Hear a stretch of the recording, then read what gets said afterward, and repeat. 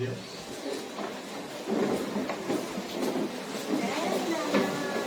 Maraming pong salamat sa ating Panginoon na hindi tayo nagkasama-sama upang magpuri, magpasalamat at patuloy na matuto ng salita ng Diyos.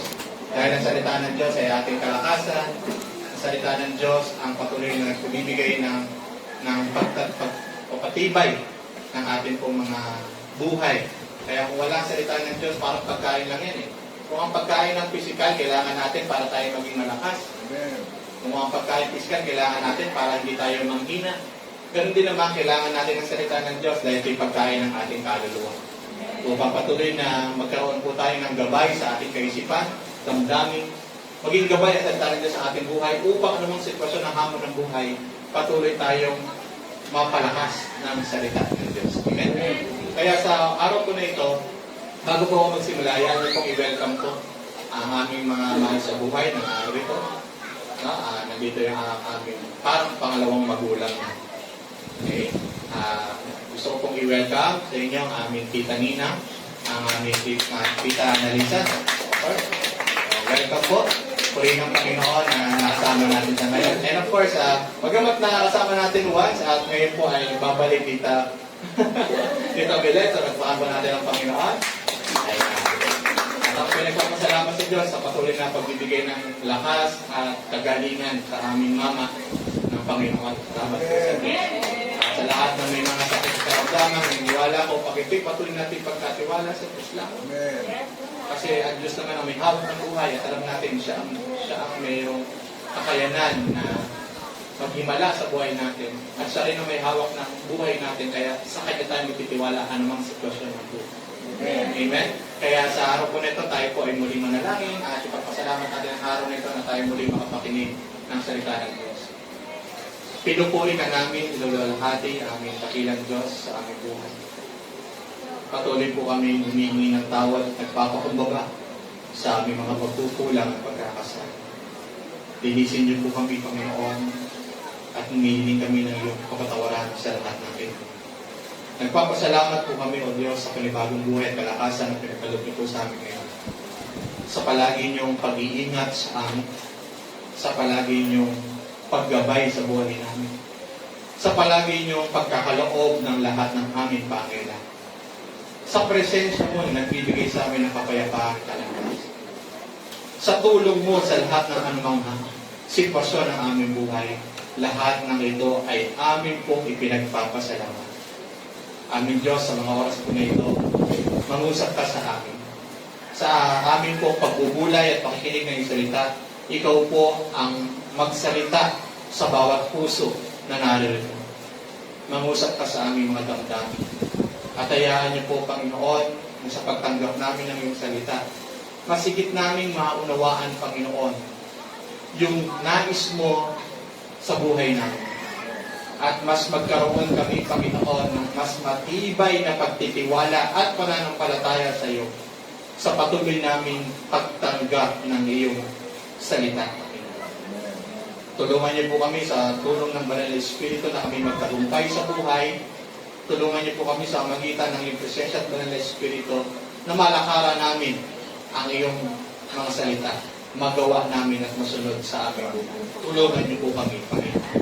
Sa inyo po ang lahat ng papuri, pasalamat kung aming dalangin sa pangalan ng Jesus. Amen. Salamat po. Salamat natin sa Panginoon. Paano mamuhay na may galak at layunin kahit magulo ang bansa? Hindi pa lihid sa atin ngayon. Every time I preach, minsan ay aking pong tinitignan ang aking mensahe base po sa nangyayari sa ating kapanahonan. Mas maganda po na makarelate tayo sa salita ng Diyos sa kung ano ang nangyayari sa ating kasalukuyan, sa kung ano nangyayari sa ating kapanahonan ngayon. Kaya ang title po natin, paano ba mamuhay na may galak, mayroong kasiyahan pa rin, kahit na magulo ang bansa. Amen po ba? Siguro naman, aware tayo sa nangyayari ngayon. Pagtaas ng gasolina, paglaki ng kuryente, pagmahal ng mga pambilhin, kaguluhan sa politika, kaguluhan sa gobyerno, kabi-kabilang balikan. Hindi natin alam na nangyayari ngayon ay pawang kaguluhan alam at parang nawawalan tayo ng pagkasa makita na maging mapayapa pa ang ating bansa. Ako lang po ba nakakaramdam na gano'n? Gulong-gulong na po ko sa nangyayari sa aking bansa. Na kung titignan mo, pwede kang maapektuhan eh.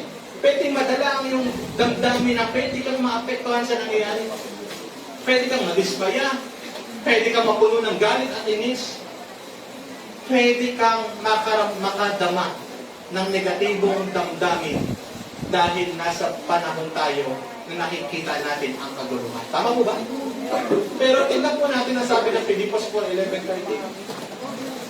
Natutunan kong masiyahan ano man ang aking kalagayan. Sabi ni Pablo. Ano bang sitwasyon na ating pinagdadaanan, sabi niya, natutunan kong maging masaya ano man ang aking kalagayan. Sino po dito gusto maging masaya ano mang kalagayan ng buhay niya? Wala naman siguro dito hindi naghahangad ng kasiyahan sa buhay. Ako lang ba naghahangad ng kasiyahan sa buhay? Lahat tayo ay naghahangad ng kaligayahan. Lahat tayo naghahangad ng kasiyahan. Walang sino man sa atin dito na hindi hangad ay kagalakan, kasiyahan sa buhay.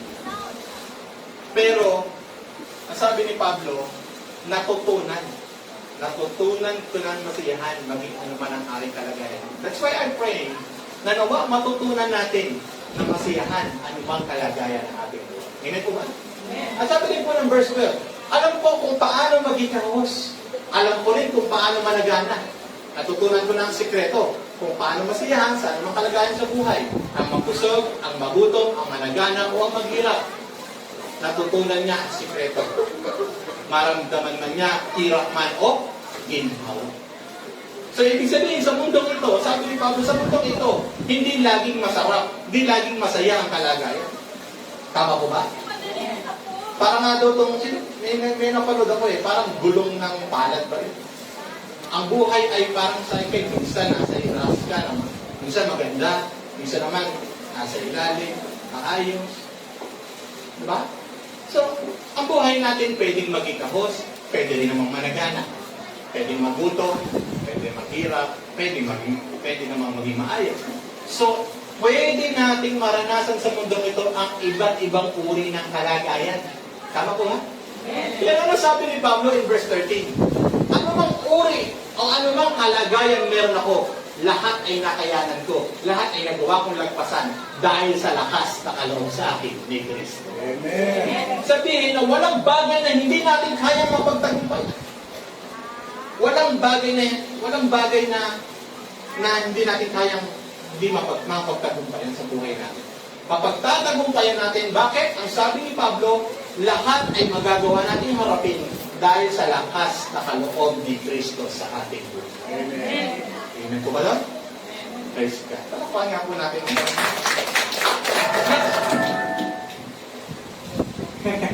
napakagandang mensahe po ito. Amin po ba?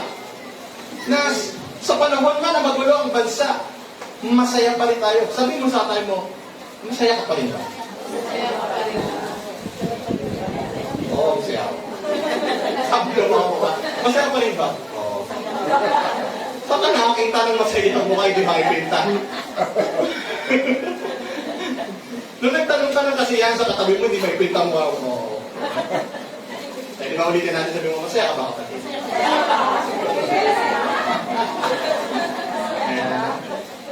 Sa totoo lang, nakakapagod minsan. Totoo yan, nakakapagod. May corruption, may political division, may injustice, may inflation, may mga pangako na napapagod ka ng paniwalaan. Minsan, pati mga tao, galit na sa isa't isa. Napakagulo na ng paligid. Pero, bilang mga Kristyano, minsan mapapatanong ka Panginoon, paano kung magiging masaya at may pag-asa habang magulo ang paligid? In reality, paano ka nga magiging masaya at may pag-asa kung magulo naman ang iyong paligid?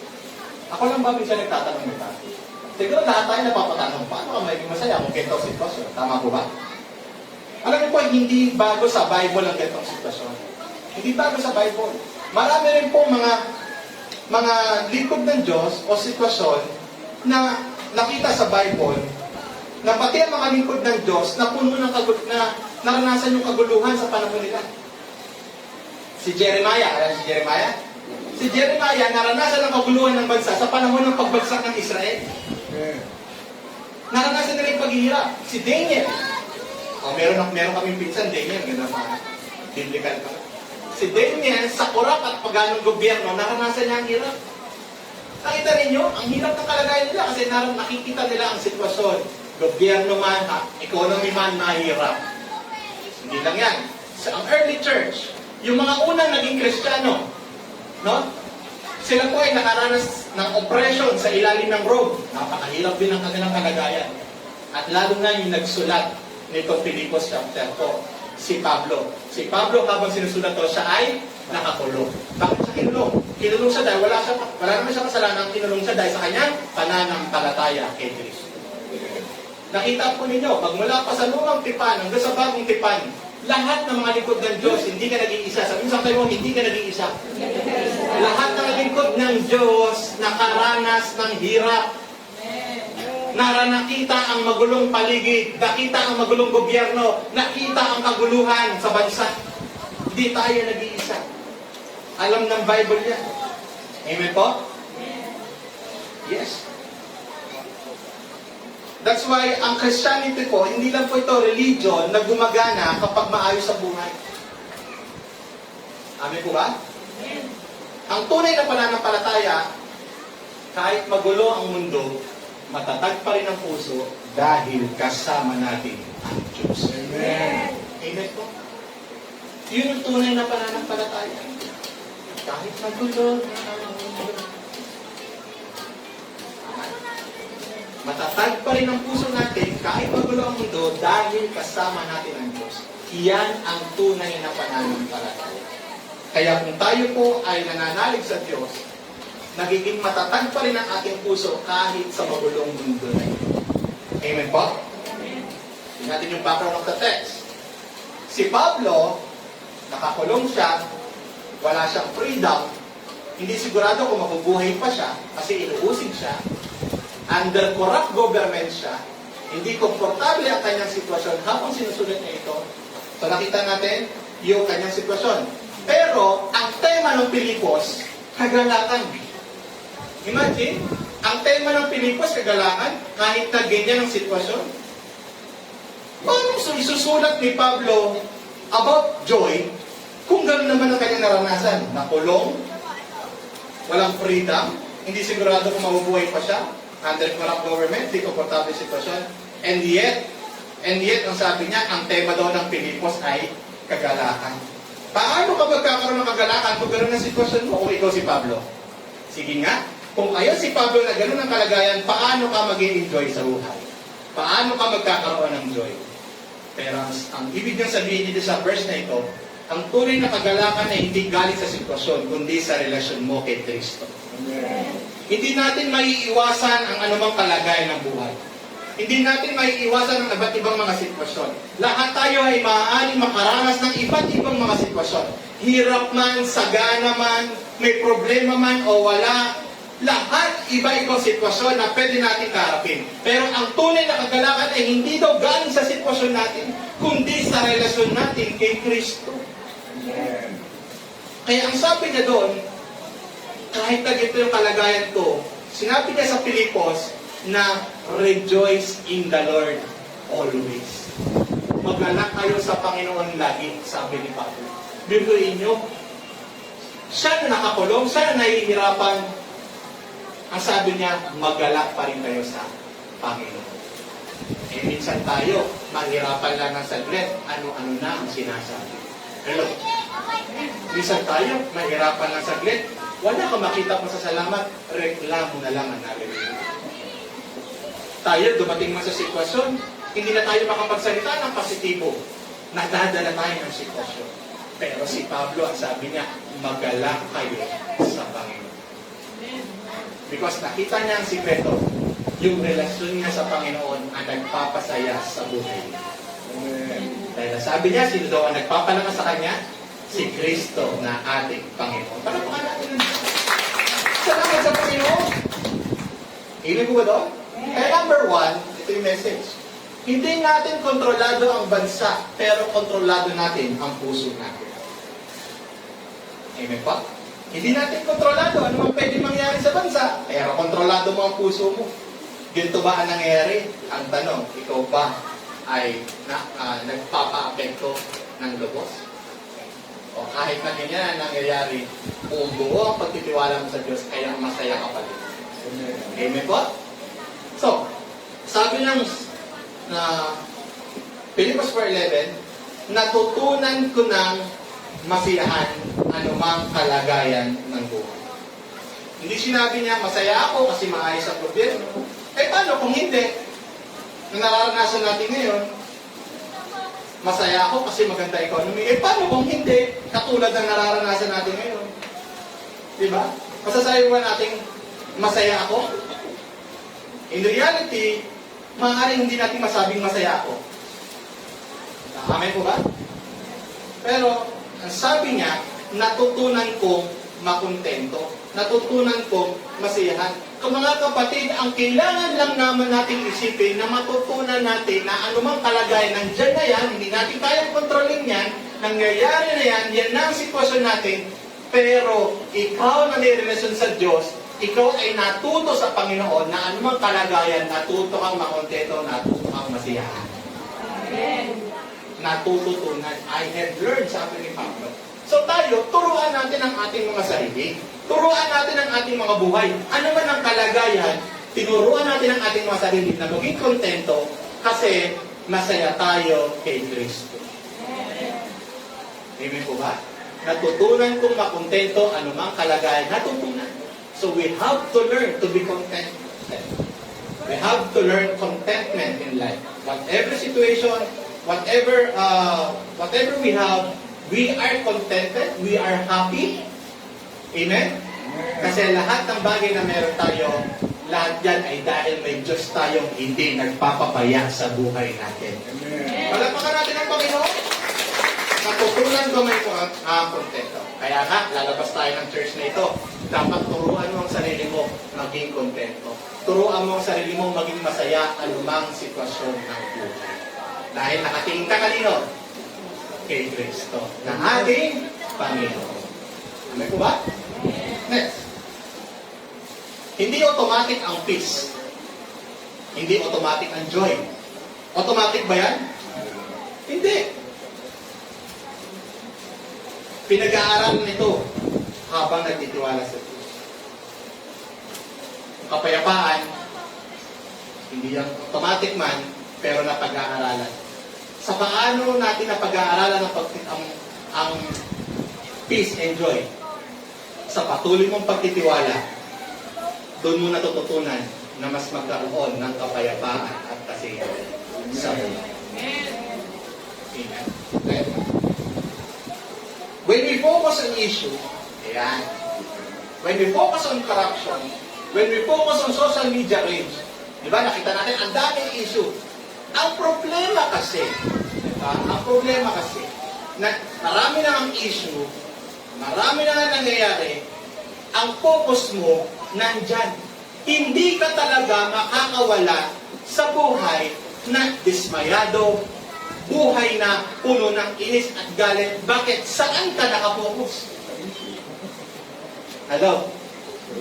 Saan ka nakapokus? Nakapokus ang tao lagi sa issue. Nakapokus lagi ang tao sa corruption. Nakapokus lagi ang tao kapag may nabasa lang siya na hindi ayon sa paniniwala ng social media, maglarat na rin siya doon.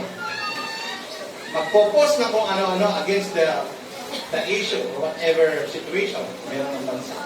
Kaya hindi ka matahit-tahimik kasi you are focusing on the issue. Pero ibahin mo yung focus mo. Teka. Kahit naman anong gawin ko, wala na akong control sa mga bagay na. Amin po ba? Magkikreate lang yan ng takot, magkikreate lang yan ng galit, magkikreate lang yan ng hopelessness. Kaya habang nakapokus ka dyan, ninanakaw ang peace mo. Amen? Parang ang pusa, ninanakaw ang peace mo. Ayun ka pala, isa pala yung talaga. Ibig sabihin, kapag nakapokus ka sa mga bagay na yan, nakapokus ka sa mga bagay na yan, pinahayaan mo na nakawin ang iyong peace. Amen? Kaya huwag mong hayaan na dyan ka mag-focus. Huwag mong hayaan na kawin ng kaaway ang iyong kapayapaan. Hindi ibig sabihin na ignorante tayo sa nangyayari. Hindi ibig sabihin na wala tayong pakialam sa nangyayari sa bansa. No. Kasi alam natin, no?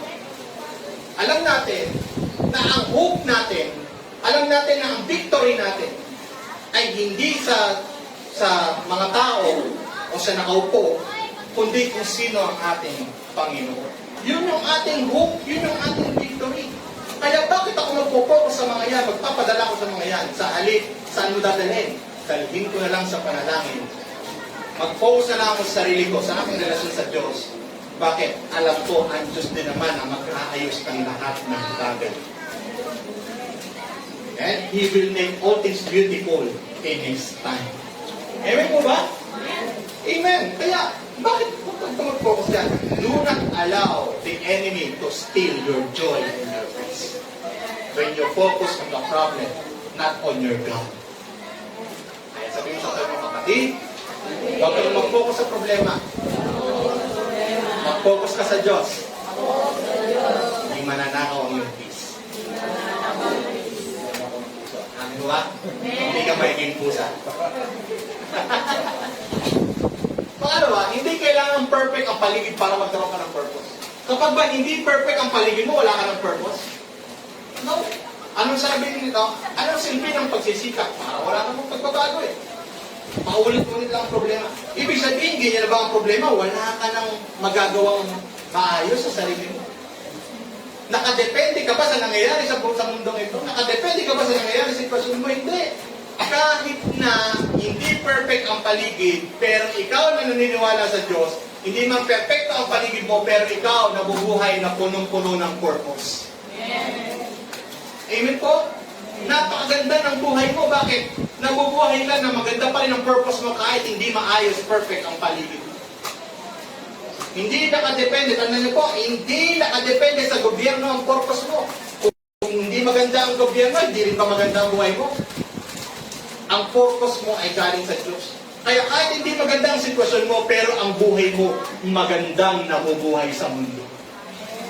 Hindi man maayos ang gobyerno, pero ang buhay mo maayos, masaya, puno ng purpose, puno ng layunin, puno ng joy, dahil ang buhay mo ay hindi nakadepende sa sitwasyon ng bansa, kundi sa kung anong purpose ni Lord sa buhay. Maliwanag po. Daniel. Si Daniel nabuhay sa ilalim ng Babylon. Corrupt system. Pagan culture. Hindi maka-adjust na environment. Lumaki siya doon sa environment na Diyos. Pero hindi nawalan ang purpose ng buhay niya. Kahit magulo ang bansa, patuloy pa rin siyang naging prayerful kay Lord. Kahit magulo ang bansa, natuto pa rin siyang maging faithful sa Lord. Hello? Kahit magulo ang bansa, naging maganda pa rin ang naging testimony pa rin ang kanyang faith. So, ibig sabihin ba, pagpapagulo ang mundo, makikisabay ba tayo sa kaguluhan? Diyan natin ipakita ang Kristiyano na mga panalanginin, ang Kristiyanong tapat anumang sitwasyon, ang Kristiyanong nagpapakita pa rin ng magandang testimony, maguluhan ang paligid. Kasi hindi tayo nabubuhay, hindi dahil sa perfect ang paligid, kaya tayo may purpose, kundi dahil kahit magulo ang mundo, nabubuhay tayong may magandang purpose sa mundo. Amen. Kaya tayo mga Kristiyano, kahit magulo ang paligid, tayo yung mananalangin sa paligid. Kahit magulo ang paligid, tayo maging faithful sa paligid. Kahit magulo ang paligid, tayo maging magandang patotoo sa paligid. So kahit magulo, may purpose ako para kay Lord. Amen po ba? Hindi niya hinintay maging perfect ang paligid bago siya maging tapat sa Diyos. Yan si Daniel. Hindi niya hinintay maging perfect ang paligid bago siya maging tapat sa Diyos. Kahit magulo ang mundo, naging tapat siya sa kanyang pananalig sa Diyos. Kaya mga kapatid, bilang Kristiyano, may purpose tayo kahit magulo ang mundo. Maging mabuting ama ka pa rin. Hello? Maging mabuting ina ka pa rin. Maging tapat na empleyado kapatid. Maging tapat ka pa rin na lingkod. Abutin mo pa rin yung mga tao na dalhin sa Panginoon. Magliwanag ka pa rin sa mundong ito. Amen po ba? Kasi kahit magulo ang bansa, tayo mga Kristiyano, hindi hadlang ang kaguluhan para gamitin ka ng Diyos at mamuhay pa rin sa kanyang layunin. You say amen for that? Pag magulo ang mundo, magiging magulong ama ka na rin. Pagpapagulong ang mundo, magiging magulong nanay ka na rin. Hindi.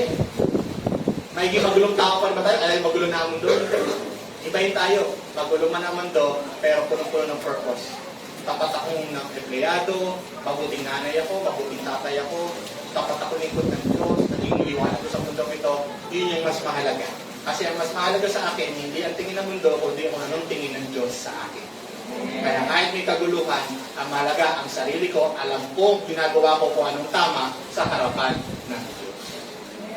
Yes? Praise God. Number 3. Ang tunay na kaligayahan na hindi galing sa politika, kundi sa presensya ng Diyos. Sa panahon ngayon, ano ka ba? Dito ka? May ribbon ka ba? Dito ka? Wala kang ribbon, pero may kamao ka? Ano ba talaga? Ako sa gitna. Hindi ako sa ribbon, hindi ako sa kamao. Amen? Kanino tayo? Kay Kristo. What does it mean? Makikita mo kasi ngayon, ang nangyayari ngayon, di ba? Kami lang baka yan. Kaya nag-post ako eh. Nagtatanong sa akin, Pastor, ano ba stand mo? Hindi ako sasagot. Ang sagot ko lang, hindi bulag ang Diyos para makita niya ang mga ginagawa ng tao. Ipagsusulit lahat ng tao ang kanyang ginawa, mabuti man o masama. Walang makakatakas doon. Kaya ano man ang ginawa natin sa mundong ito, mabuti man o masama, wala kang takas sa paningin ng Diyos. Ipagsusulit natin ito pagdating ng panahon. Kaya ang kaligayahan ko, kaligayahan natin lahat sa presensya ng Diyos. Kasi siya po ang pinaka-huling hahatol sa ating naging buhay sa mundo. Maliwanag. Kaya sabi ni Pablo, alam ko kung paano maging kahos, alam ko rin kung paano malagano. Natuto si Paul maging stable sa buhay. Ikaw ba ay stable kapag may pera na? Paano pag dumating na nagkukulang ka sa financial? Ikaw ba ay stable pag maganda lang ang nangyayari? Paano sa panahon na hindi maganda nangyayari? Pero sabi ni Paul, natuto siya maging stable. May blessing man, may struggle man. Natuto siyang, makontento at masiyahan sa buhay. Palapakan natin ng Panginoon. Nakakasabay pa po kayo sa akin. Sabi ni Paul, natuto siya maging stable, may blessing man, may struggle man. Bakit? Kasi natutunan niya maging masaya at kontento sa buhay dahil kay Lord sa buhay. Amen. Kaya sabi niya, Philippians 4:13, ang lahat ng ito ay magagawa ko dahil sa lakas na kaloob sa akin ni Kristo. Alam niya kasi may nagpapalakas din sa kanya. Alam niya kasi may nagpapatibay higit sa kanya anumang problema ng bansa, anumang problema ng buhay. Kaya alam niya, mahaharap niya anumang hamon ng buhay. Kasi alam niya, nandiyan si Kristo magbibigay kalakasan sa kanya, mapagtagumpayan ang lahat ng sitwasyon sa buhay. Amen?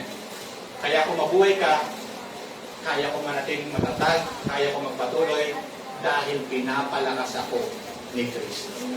Pwede ba sabihin ko lang ito? Kaya ko mabuhay. Kaya ko manatiling matatag. Kaya ko magpatuloy. Dahil pinapalakas ako ni Kristo. Huwag niyo lang basahin huwag niyo lang sabayan. Sabihin niyo with all your heart, sabihin natin, kaya kong mabuhay. Kaya kong manatiling matatag.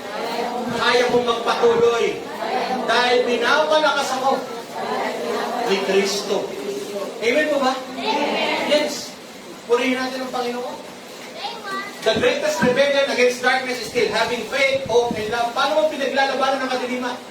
Paano pinaglalabanan ang gawa ng kaaway? Ang ating pagre-rebelde sa kadiliman ay yung pagkakaroon natin patuloy pa rin ng pananampalataya, pag-asa at pag-ibig. Doon natin nilalabanan ng kadiliman. Na habang nananatili tayo sa faith, nananatili tayo sa hope, nananatili tayo sa love kay Jesus, na pagtatagumpayan natin anumang gawa ng kaaway. At hindi tayo naging kasangkapan ng kaaway. Tayo po ay mga kalaban ng masama dahil tayo nananatili sa pananampalataya, pag-asa at pag-ibig. Maliwanag po yun? Last but not the least, ang Kristiyanong hindi tinawag para lang magreklamo, kundi magdiwanag. Amen? Sa panahon po ba na tayo po ay nasa magulong mundo ngayon, magulong sitwasyon, di ba? Imbes na magreklamo, dapat nagliliwanag pa rin tayo. Ang sabi ng Matthew chapter 5 verse 14, you are the light of the world. Kaya kung tayo pinagtitiwala sa Panginoon, wag puro sanang reklamo. Mas maganda yung makita ka na itong kapatid kong ito, ano mang sitwasyon ng buhay niya, pero wala ka marinig sa labi niya ng puro reklamo, puro pasasalamat. Di ba napakaganda pa totoo? Amen. Kaya alam mo yung Mama Marisa ko, kahit ka nagkaganyan yan, wala ko yung marinig niya, muli sabi niya, hindi, mabuti ang Diyos. Totoo po yan. Amen. Nagmumblema sila lagi. Narinig ko kasi tahimik lang ako sa bahay kasi hinahayaan ko na sila mag-usap, mag-diskusyon na narinig ko kay Mama, hindi, kasama natin si Lord, mabuti ang Diyos. Nakikita ko ako yung pagtitiwala ng aking mama sa Panginoon. Ibig sabihin mo, nagliliwanag siya kasi nanginibabaw yung kanyang pananampalataya. Wala pa natin si Lord, di ba? Minsan yung time na nag-iisip kami magkasama ko, hindi yata aabot ang aking sako, hindi rin naabot ang sako. Hinihintay namin yung paano kaya yung pag-operahan na si Mama, abot ba yung meron tayo? Ano lang yung sabi ni Mama? Hindi, kasama natin si Lord. Ilahin ko kasama nila sila ng dalawa. Nakwento ni asawa ko. Sabi daw ni Mama, hindi, maniwala tayo, zero billing yan, si Lord ang magbabayad. Kung wala kang pagtitiwala sa Panginoon, hindi mo masasabi mga bagay na yan, mahal sabihin mo eh. Ano ba yan? Ang hirap naman tayo, wala pa tayong pagkuhan. Maraming negatibong bagay na pwede kong sabihin kaysa pananampalataya ang sabihin. At doon, nagbibigay encouragement ka sa tao na totoong ang tao nito may Diyos. At ikaw'y nagliliwanag sa ibang tao dahil nakikita ang pananampalataya. Amen. Totoo po. We are the light of this world. Magdiwanag tayo sa pagpapakita ng ating pagtitiwala, pananampalataya, pag-ibig, pag-asa na meron tayo kahit magulo na ang mundo. Ikaw ang payapang hinahanap-hanap Panginoon. Tama po ba? Praise. Madaling sumabay sa galit, madaling sumabay sa insultuhan, madaling sumabay sa kawalan ng pag-asa, sa toxicity or toxic, madaling sumabay. Pero ang church hindi sumasabay sa galit, sa insultuhan, sa hopelessness, sa toxicity. Hindi tayo sumasabay dyan. Bakit? Nagsasalita tayong may wisdom. Hello? Hindi tayo nagpapalaki pa ng gulo. Nagsasalita tayong may karunungan para magdala ng kapayapaan. Hello? Hindi tayo nagdadala ng pagkagalit, may compassion, nagdadala tayo ng malasakit. Hello? Hindi tayo nagdadala ng kasinungalingan, nagdadala tayo ng katotohanan. Hindi tayo nagdadala ng takot, nagdadala tayo ng pag-asa. Iyan ang church, yan ang mga Kristiyan. Kasi nagliliwanag tayo sa mundong ito. Palapakan natin ang Panginoon. Amen? Kaya iba yung taong may pananampalataya sa pananampalataya. Nabubuhay tayo, wisdom, compassion, in truth, and in truth. Iyan ang pagiging Christian. Amen? Sa gitna ng gulo, ikaw ba ay nanginging ilaw? Sa gitna ng gulo, nagdadala ka ba ng peace? Sa gitna ng gulo, nagdadala ka rin ba ng hatred? No. Nagdadala tayo ng wisdom, nagdadala tayo ng compassion, nagdadala tayo ng truth, nagdadala tayo ng hope sa bawat isa. Because nagliliwanag tayo mga Kristiyan. Ito na po, dito ako magtatapos. May dahilan pa rin para mabuhay at magpatuloy kahit magulo ang bansa. Kung minsan feeling mo wala nang pag-asa, habang may Diyos, tandaan mo, habang may Diyos, may purpose ka. Habang huminga ka, may assignment ka pa. Kaya, mag-enjoy tayo sa buhay na ito na nagtitiwala sa Panginoon. Mag-enjoy tayo sa mundong ito na hindi nawawala yung kasiyahan natin sa Panginoon dahil natutunan natin maging kontento anumang sitwasyon ng buhay. Amen? Maaaring hindi mo mabago ang bansa. Totoo yun. Hindi naman tayo superhero at hindi tayo ng Diyos para mabago ang bansa. Pero pwede mong baguhin sarili mo. Magulo ang bansa, magulo ka din. Wala. Lalong gumulo ang buhay mo. Hindi kahit magulo ang bansa, ayusin mo ang sarili mo. Amen? Ayusin mo ang pamilya mo. Ayusin mo ang ministry mo. Ayusin mo ang community mo. Ayusin mo yung mga disciples mo. Ayusin mo yung mga taong pwede mong madala kay Kristo.